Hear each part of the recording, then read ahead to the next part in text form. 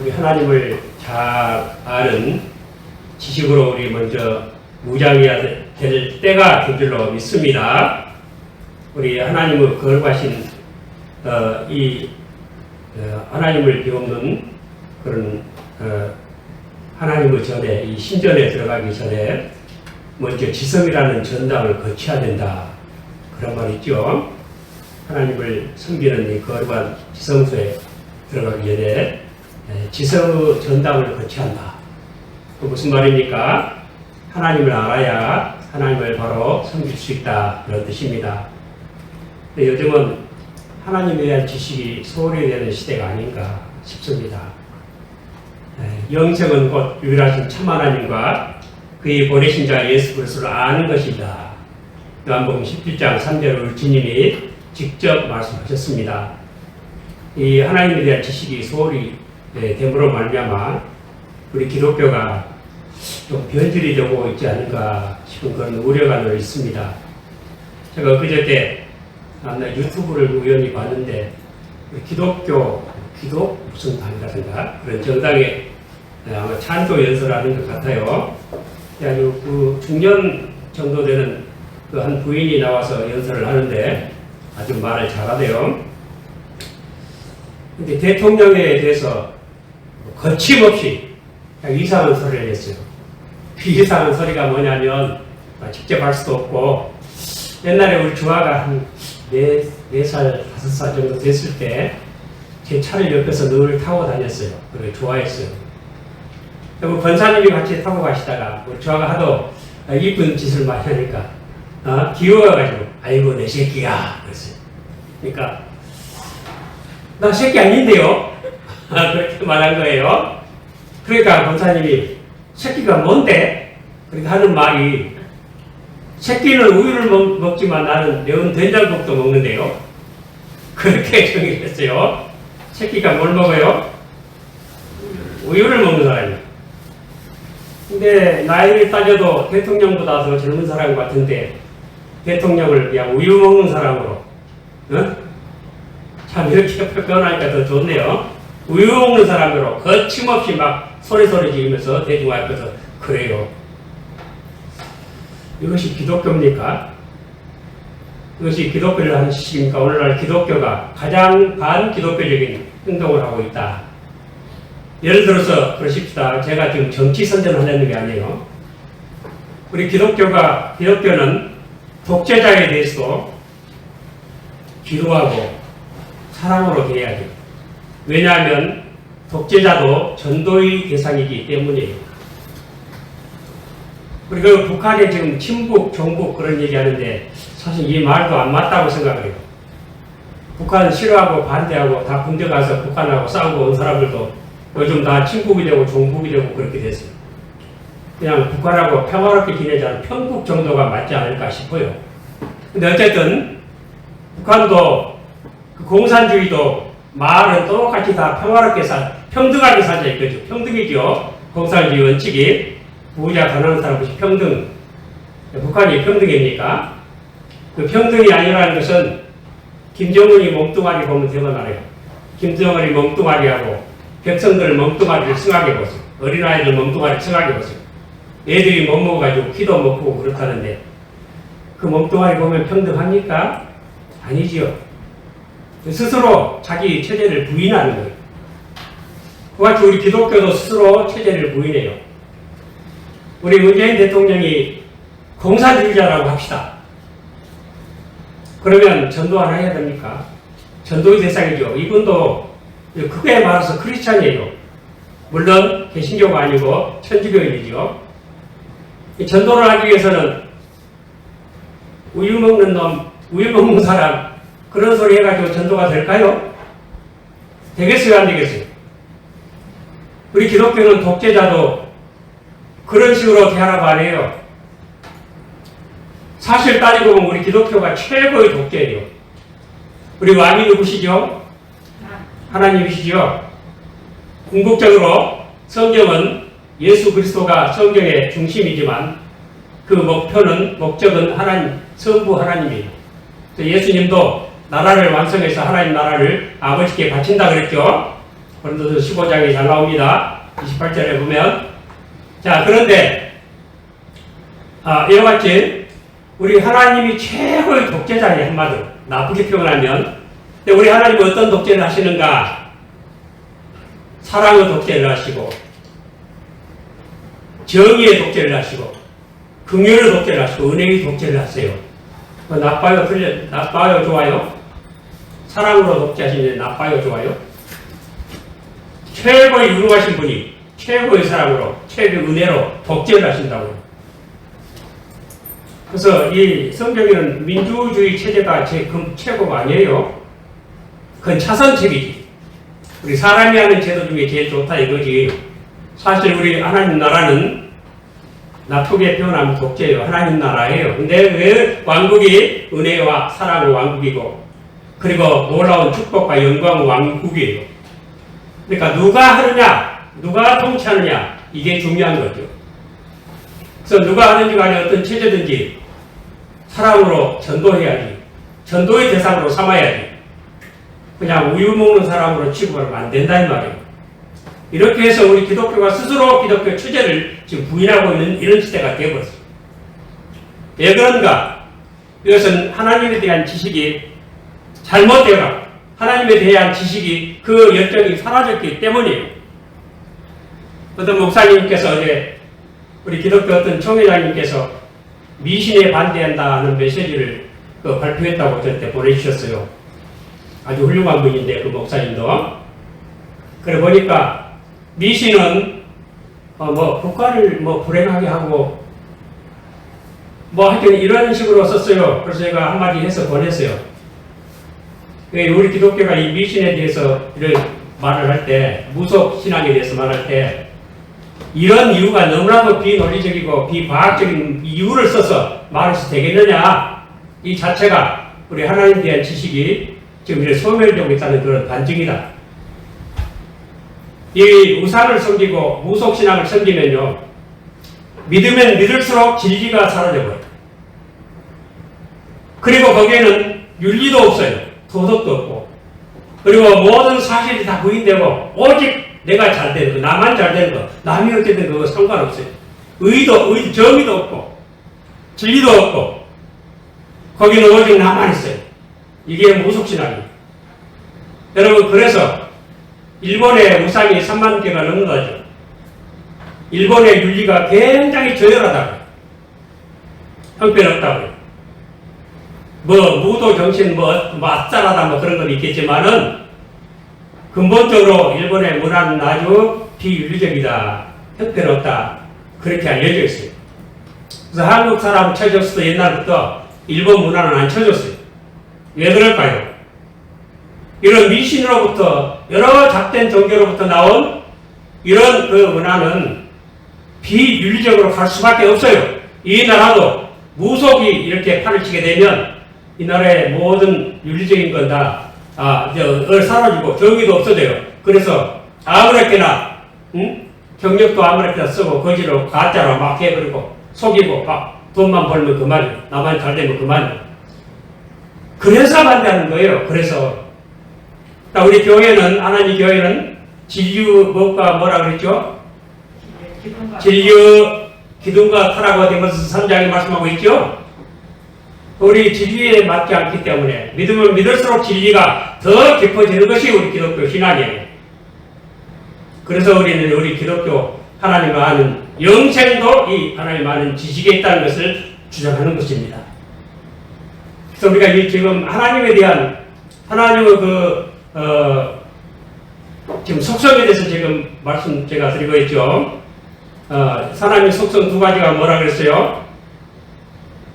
하나님의 속성 두 가지, 하나는 비공유적 속성, 이것이 하나님만 가진 속성이에요. Incommunicable attributes. 그리고 또 하나는 사람도 함께 가진 그런 속성, communicable attributes라고 하는 거죠. 이 비공유적 속성이 네 가지로 말씀드렸죠. 뭐라 했죠? 자굴무단 그랬죠. 자존성, 셀프 엑시스턴스예요. 그 다음에 불변성인 뮤터빌러티, 그 다음에 무한성, 그리고 단일성, 유니티 오브 갓이라는 건데, 이것을 우리 번역을 그냥 유일성이라고 이렇게 하기도 했는데, 이 유니티 오브 갓, 하나님의 단일성 안에 원리스 오브 갓, 하나님의 하나이신 것도 있고, 또 심플리스틱, 하나님의 단순성이 있어요. 오늘 이 단순성에 대해서 말씀을 드리려고요. 근데 이것은 우리 기독교가 아무 관심도 없는 것 같아요. 그냥 그런 게 있나 보다. 그런데 그래서 이 세상이 지금 이렇게 기독교가 형편없이 무너지고 있는 것 같습니다. 근데 이 세상 지금 사조가 또 이 세상 사단들이 우리를 감염시키고 있어요. 근데 여러분, 이 세상은 누가 신이에요? 이 세상 신이 누구예요? 이 세상 신이 고린도후서 4장 4절, 이 사탄을 고린도후서 4장 4절 세상 신이라고 했고요. 요한복음 16장 11절이나 14장 30절에는 우리 예수님께서 직접 이 세상 임금이라고 했어요. 임금, 이 세상 신이 자기 사상을 가지고 세상을 지금 오염시키고 있어요. 사탄이 그렇게 해요. 이 세상에 지금 돌아다니는 사상이 보통 6가지로 말을 하는데, 제가 이것을 이렇게 만들어 봤어요. 이 말을 한번 따라해 보실까요? 세상 인물, 따라해 보세요. 세상 인물, 실반, 실제로 반이 그렇다. 세상 인물 실제로 반이 이 사상에 물들어 있다. 이것은 어떤 의미가 있는 게 아니고 제가 이것을 외우는 방식이에요. 그럼 그 세상 옛날에 제가 하나님과 하느님에 대해서 말할 그런 말씀 드렸죠. 그와 같이. 그러면 이 세상 인물 중에 세는 무슨 뜻이냐? 이 세상에 있는 사상 중에 첫째로 세속주의가 세예요. 세속주의. 세속주의는 뭐냐면 이 세상이 존재하는 모든 것이다. 이 세상이 존재하는 모든 것이고 이 세상 밖에는 없다. 하나님 나라에 있을까요? 없을까요? 없고. 하나님은요? 하나님도 없어요. 이 세상 이 자체밖에 없다. 이것이 뭐라고요? 세속주의. 일단 뭐죠? 상이죠? 세상 인물의 상은 상대주의를 말하는 거예요. 상대주의란 절대적인 것은 없다. 다 상대적이다. 그렇기 때문에 절대적인 신도 없고 절대적인 진리도 없다. 절대적이고 윤리도 없죠. 모든 게 절대적인 게 없다. 이게 상대주의예요. 누가 만들었을까요? 사탄이 지배하는 세상 임금의 지배하에서 만들어진 거예요. 자기도 모르게 사탄의 역사예요. 그리고 세 번째 뭐라고요? 인본주의죠. 인본주의란 세상 인물을 그랬으니까 인본주의는 인간이 만물의 척도다. 사람이 죄이다. 이것은 궁극적으로 개인 숭배주의로 나갈 수밖에 없다. 한 사람을 숭배하는 거예요. 어떤 사람 하면 끔찍 죽어요. 별것도 아닌데도. 그다음 네 번째 뭐죠? 세상 인물. 이건 물질주의죠. 이 물질주의는 지금 여기 있는 물건 눈에 보이는 물질 외에는 아무것도 존재하지 않는다. 그래서 우리 인간의 가치를 오직 개인적 소유에서만 발견될 수 있다. 많은 물질을 가져야 최고다. 그런 세상이요. 이 만몬이즘으로 가죠.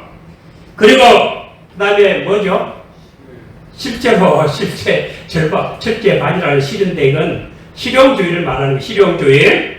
뭐든지 쓸모있는 가치가 있는 거, 이렇게 효과적으로 쓸만한 것들은 이것이 참된 진리다. 이거예요. 이게 실용주의입니다. 그리고 마지막 반인데 이게 아주 중요한 겁니다. 이게 반지성주의예요. 반지성주의. 이게 교회에도 들어왔어요. 그래서 대중문화의 전반적인 그 우매화, 이 국민을 우매하게 별로 중국이 지금 그렇게 한다죠. 공부도 많이 안 시키고, 그리고 우상화시키는, 독재자를 우상화시키는 거예요. 반지성주의예요. 반지성주의가 어디서 나올까요? 주로 텔레비에서 나와요. 여러분 생각해 보세요. 텔레비에서 옛날에 우리가 너무나도 유명한 거 있죠? 연구 없다. 그게 뭐고 어쩌단 얘기요? 띠띠리띠리띠리 그러면서 영 뭐 없다. 그게 아주 유행이죠. 우리 지성과 무슨 관계가 있어? 그런데 몰두하게 함으로 국민들이 책을 안 읽어요. 그리고 요즘 또 보면은 초등학교 다닌 아이가 노래를 잘 불러가지고 인기 스타가 되고 몇 백억을 돈을 벌었다. 그러니 노래 못 부른 사람 어쩌라고. 노래 잘 부른 사람은 세상이겠죠. 하여튼 머리를 쓰지 못하게 해요. 반지성주의예요. 이것을 주로 대표적으로 만든 게 테레비예요. 테레비에만 하루 종일 꽂혀 있고 성경책은 안 보죠. 생명의 책은 안 봐요. 우리 기독교들이 여기 물 들었어요, 안 들었어요? 세상신이 그렇게 만들었어요. 유명한 그 철학자인 그 쇼펜하우어가 우리 인간의 양심이라는 것도 5가지로 되어 있다. 그런 말이죠. 양심이 5가지로 되어 있는데 뭐로 되어 있냐면 첫째는 인간에 대한 두려움 5분의 1. 그렇죠. 여러분 군사 정권 때 사람이 얼마나 무서워요? 요즘은 검사 잘못 만나면 그냥 인생 망친다. 대법원에 가서 무죄를 받았던가 말았던가 몇 년간은 그냥 인생 정친다. 사람 무섭죠? 그래서 막 거짓 증거도 하고 없는 것도 만들어내고 가짜 유서도 막 만들고 쓰고 응? 이런 세상이에요. 그래서 양심이 거기 물들어가 인간에 대한 두려움. 두 번째는 귀신에 홀린 5분지. 귀신에 홀려가지고 귀신이 이렇다더라. 점쟁이가 이렇다더라. 홀려가지고 양심화 돼버려. 그게. 그리고 세 번째는 편견. 지금 내 기독교 신문에 이 편견이 대세다. 그런 제목으로 하나 글을 쓸까 말까 다이크 생각을 하고 있습니다. 편견. 하여튼 내가 딱 한 번 이 생각 맞으면 넓게 이 객관적인 생각을 못해요. 자기 생각이 딱 사로잡혀야 돼요. 편견에. 이것이 양심을 만든대요. 그거 5분지. 그 다음에 네 번째는 허영 5분지. 그리고 5번째는 습관 5분지. 이렇게 양심이 이렇게 돼 있다고 쇼펜하우어가 말했어요. 양심이란 무엇입니까? 영어로 하면 conscience, with, 함께 뜻이죠.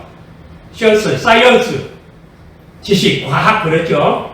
학문, science, 지식이에요.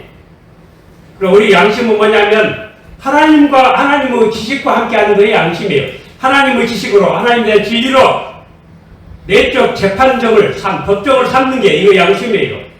하나님 지식으로. 내 생각도 편견도 아니고 세상 뭐라 하든지 하나님의 말씀이 아니다. 하나님 지식에 들렸다. 이건 아니다. 이래서 스스로 가치를 느끼게 하는 이게 양심이죠. 근데 세상 양심은 그렇게 여러 가지로 되어 있대요. 근데 이 성경 우리 하나님은 제가 지금 하나님은 단순성에 대해서 심플리스트에 대해서 말씀드리려고 하는데 성경에는 하나님도 여러 가지로 묘사를 하고 있어요. 오늘 본문 말씀도 하나님은 참 하나님, 사실은 하나님, 영원한 왕, 홀로 창조자이시고 진노하시는 그런 하나님이시다. 그리고 예레미야 23장 6절에 보면은 그의 날에 유다는 구원을 얻겠고 이스라엘을 향한 이스라엘을 평안히 구할 것이며 그 이름은 여호와 우리의 의라 그름을 얻으리라. 하나님은 의라고 말씀하십니다. 그리고 또 하나님 빛이라 그래요. 요한복음 1장 4절이나 5절이나 9절이나 요한일서 5절에 우리가 저에게서 듣고 너에게 전하는 소식 이것이니 곧 하나님 빛이시라. 그에게는 어둠이 좀도 없으시니라. 또 요한복음 14장 6절에 우리 예수님은 내가 곧 길이요 그 다음에 진리요 생명이라 말씀하셨고 또 고린도전서 1장 30절에는 너희는 하나님께로부터 나와서 그리스도 예수 안에 있고 예수는 하나님께로서 나와서 우리에게 지혜와 의로움과 거룩함과 구속함이 되셨으니 네 가지로 말이야. 지혜, 의로움, 거룩함, 구속함. 우리 예수님이 우리에게 그랬대요. 지혜는 선지자요. 또 의로움은 왕이요. 거룩함은 제사장이에요. 그래 이 그리스도가 여기 있죠. 이 우리가 사람이 원래 사람은 하나님 형상이에요. 그리스도도 하나님 형상이에요. 고린도후서 4장 4절에 그래서 하나님 형상이라고 그래요. 그리스도가 그리스도가 바로 우리 사람이 원래 그리스도의 형상이 회복되는 거예요. 예수님만이 그렇게 해주세요. 그래서 그리스도가 오신 거예요.